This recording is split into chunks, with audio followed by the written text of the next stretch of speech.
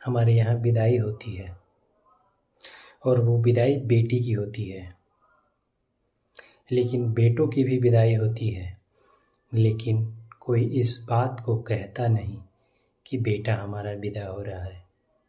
अपना ही बेटा अपने घर से विदा हो जाता है कमाने के लिए 2 रुपए, लेकिन इस बात को कोई नहीं कहता।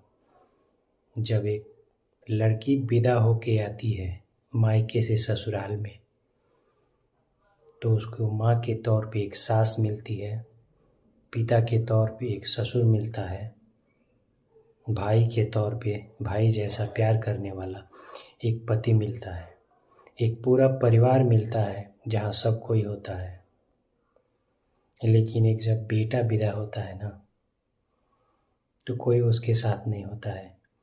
अपने घर से ही वो विदा हो जाता है 2 रुपए कमाने के लिए और अपना घर बसाने के लिए, अपनों के लिए, अपनी माँ को खुश करने के लिए, अपने पिता को खुश करने के लिए, अपनी पत्नी को खुश करने के लिए और सारी जिम्मेदारियों का निर्वहन करने के लिए। जब वो घर छोड़ के निकलता है तो माँ भी रोती है, उस बेटे का दिल भी रोता है, लेकिन ये कोई नहीं कहता कि मेरा बेटा विदा हो रहा है।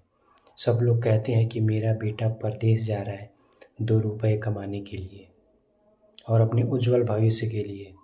लेकिन जब वो परदेश में जाता है तो कोई नहीं होता है उसके साथ। ना तो वहाँ माँ होती है, ना पिता होता है, ना बड़ा भाई होता है। लेकिन सारी परिस्थितियों को झेलते हुए वो अपने आप को खड़ा करता है और एक नई दुनिया बनाता है जहाँ कोई नहीं होता है उसका।